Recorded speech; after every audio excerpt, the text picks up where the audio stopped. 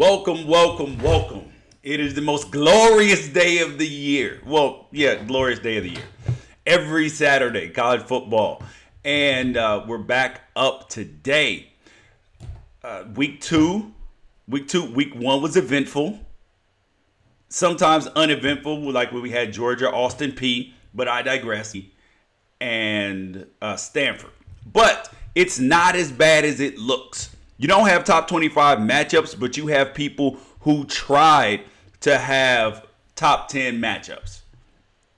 Like there were people who tried, like UCLA, Oklahoma. That was an attempt. So we'll give them credit for that attempt. But I want to recap before we even get started the top 10 from last week. The Unafraid Show, top 10 college football teams from last week.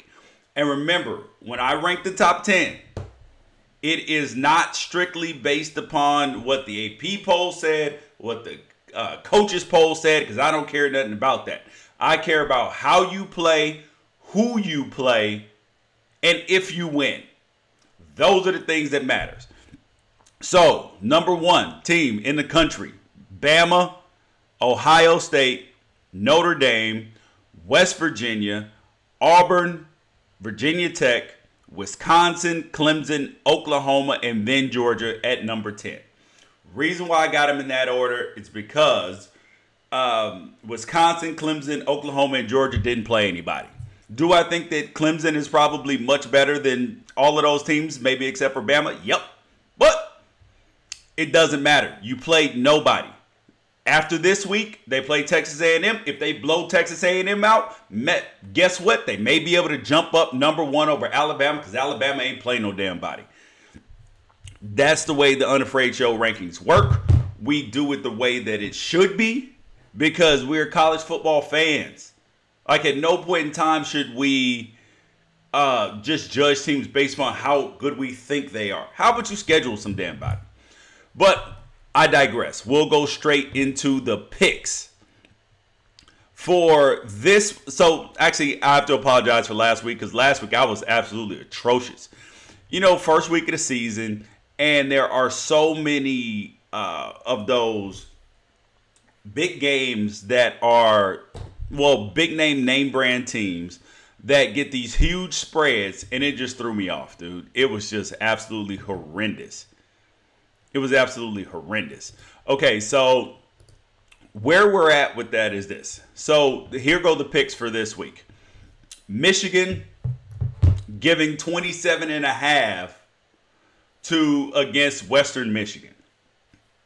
In this case, Michigan didn't look that great last week in their loss, but I'll tell you this. They're still playing Western Michigan, but they cannot throw the football.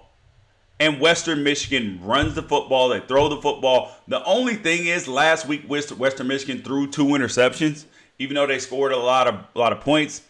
I don't know. I'm taking Western Michigan because that's 27.5. That's a lot of points. I don't think they're going to beat Western Michigan by 4 touchdowns. It's an in-state game. Michigan is going to want to send a message, but Western Michigan might get a couple late scores, late field goal, late touchdown or something to just bust down the spread, probably a 26-point victory. Mississippi State and Kansas State. What I know about Mississippi State is that Mississippi State is just a hard-nosed team. They got a new coach. They have a good quarterback in Nick Fitzgerald. So it's exciting to see, you know, and this is one of the games that I struggled with because as much as I think that Kansas State is a tough team, they're well coached, sometimes they just come out and lay eggs. But I'm going with Kansas State getting 9.5 points. I'm taking Kansas State. Next game up, Houston and Arizona. If you guys have any picks or anything too, make sure you send in your comments. I will get to those as well. I will get to Stanford, USC, everybody. Okay, so where were we? Houston favored by 4.5 points over Arizona. Arizona lost to BYU last week, and that was an embarrassing loss for because Khalil Tate is their greatest weapon, their greatest asset that they have, and they did not fully unleash him. Remember when the Navy coach was getting ready to take the Arizona job, Khalil Tate tweeted, "I didn't come here to run this triple option." So it seemed like in the first game that Kevin Sumlin and the coaching staff wanted to make sure that they showcased Khalil Tate's arm because he wants to go to the NFL like everybody else. But that didn't work. That clearly did not work. So I think that they go back to the drawing board against Houston. Yep, Ed Oliver's could be the best player in the country, but one man, one D tackle cannot just wreck an entire game. So I like Arizona. Oklahoma and USC. I'm sorry, Oklahoma and UCLA.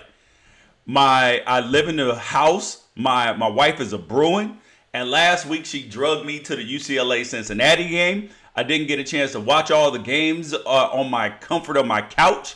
I was sitting there double-fisted at the game, sort of watching UCLA, watching 2 games on my phone. But this week, I'm sitting on my couch watching games where I'm supposed to be. Anyways, UCLA is, this spread is absolutely, mind-blowing. UCLA is playing Oklahoma in Oklahoma, and they are getting 29.5 points. What? 29.5? That is embarrassing for you to be a name brand team and to be getting 30 points damn near. Oh, hell no. So, I'm going to tell you this. As good as Oklahoma looked last week against Florida Atlantic, they were playing Florida Atlantic. And there is zero chance. This is my lock of the week, I'm telling you, because I have seen Chip Kelly so many times. There is no way on God's green earth that Chip Kelly gets beat by more than 29.5 points. I refuse to believe it. If he gets beat by more than 30 points, I'm off Chip. There's no way. I understand that you're short on the offensive line. I understand all of that, but 30 points? That's 4 touchdowns and a damn near a field goal. Yeah, no. I'm not buying it. I'm not buying it, dude. I am not in on that. I refuse to believe it. Next game up that we got is Ohio State and Rutgers. So I tried to keep these ridiculous spreads off of the list this week, but it just happens. Ohio State's giving 34.5 points to Rutgers. I got Ohio State in that one. I think that they are going to absolutely boat race them, and Urban Meyer's got a chance to game plan for the first time. Next game, Nebraska is giving 4.5 points. So Colorado is 5.5-point underdogs to Nebraska. Nebraska is breaking in a rookie quarterback. And Steven Montez for Colorado played lights out last week. And if he can play similar, I know it was inferior competition, but if he can play well, Colorado, I like Colorado. I like the 5.5 points. Book it. Colorado's winning this game or covering the spread. Georgia, favored by 9.5 points over South Carolina. This one, take Georgia. South Carolina is much improved, but this is Georgia. This is favored by 3.5 points over Iowa State. Iowa State is a much improved team. Their coach, love him. He will be a head coach somewhere else real soon. I like Iowa State to win the game. I like France over at Iowa, but it's something about them right now. They cannot get over the hump to be a Big Ten contender. They are a giant killer, and that's about it. Clemson, favored by 12.5 points over Texas A&M, playing in College Station. So College Station is rowdy. Jimbo's a good coach. But what do I always talk about? I always talk about quarterbacks. Quarterbacks drive and fuel the games. And Mond, who of the SEC. So that's where he's at right there. So no, I do not believe it. I'm going with Clemson. Their defensive line is going to just get in Mond's head, and he's going to be throwing the ball all over the place. I might have taken Clemson with 20 points. Indiana favored by 6.5 over Virginia. This was a tough game, too, because I felt like it was more of a pick 'em. Indiana won the game last year, I think, by 17. Virginia is much improved, but I like Indiana. I think that Indiana is going to upset one of the big boys in the Big Ten this year. So, got to take them in this game versus the ACC versus Virginia. Florida, 14.5-point favorites over Kentucky. No. Kentucky wins this game. Or they cover.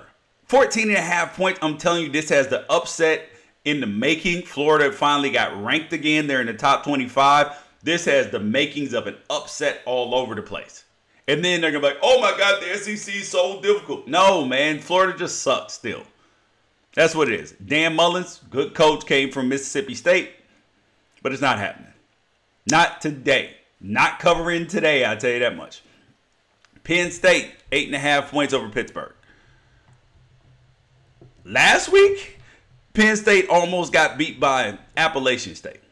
So, and how these things work in college football and in sports is, so either one or two things is going to happen. Either Penn State is not as lose to Pittsburgh, or they are going to demolish Pittsburgh because they got a scare last week against Appalachian State and now they're ready to go. So one of those two things is going to happen. I hope it's not the former.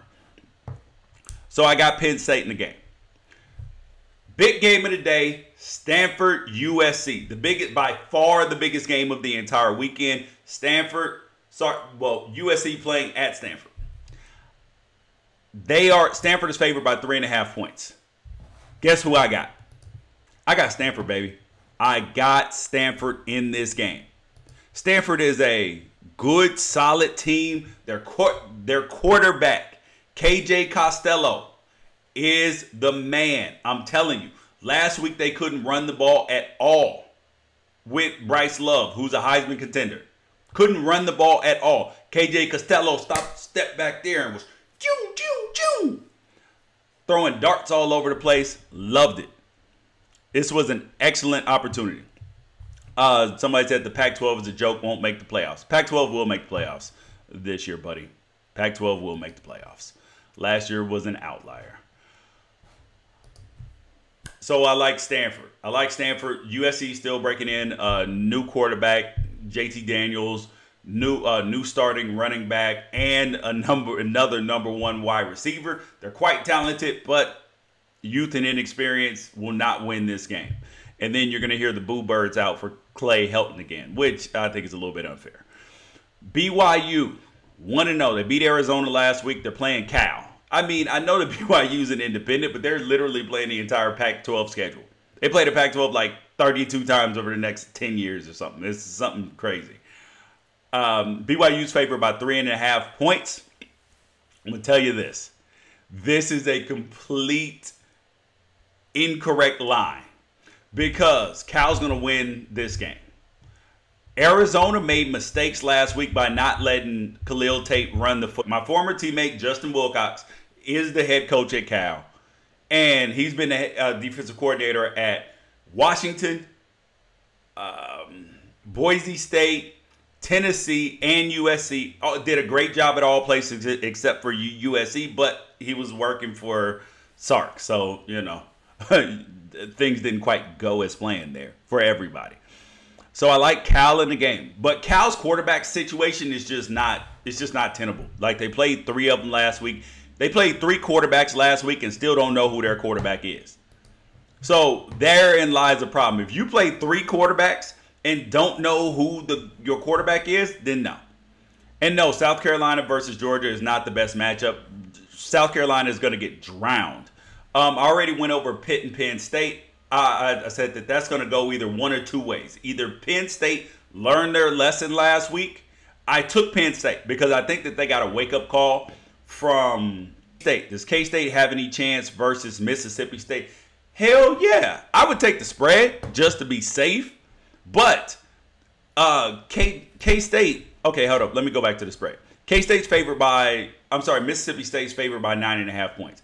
I'm taking K-State in that one because SEC teams and their offenses that sometimes they get super stagnant, and Mississippi State's not a 50-point team. Me to go back over. Michigan State, Arizona State.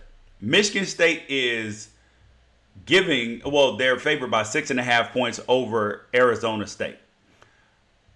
I like Arizona State here. N'Keal Harry's a savage. Michigan State barely won a squeaker last week against nobody.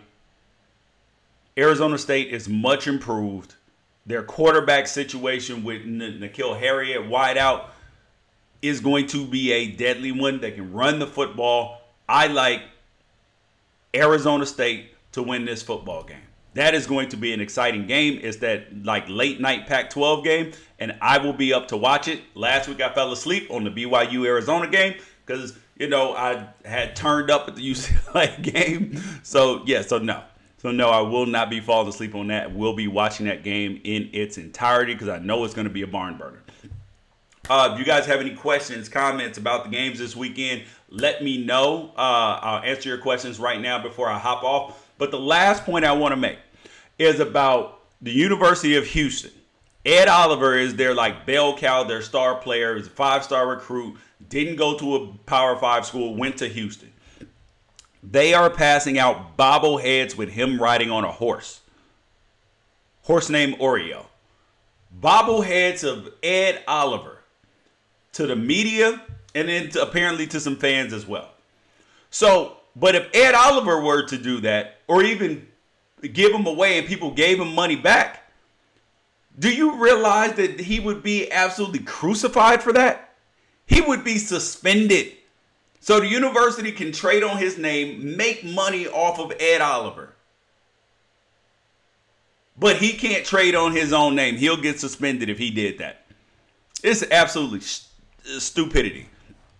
But I digress. And I will be back after the games to do the post-game wrap-up. I am super excited. It is college football season, the absolute best time of the year. Thanks for your time. Thanks for your energy. Peace out. Catch you guys later on tonight, man. Be back.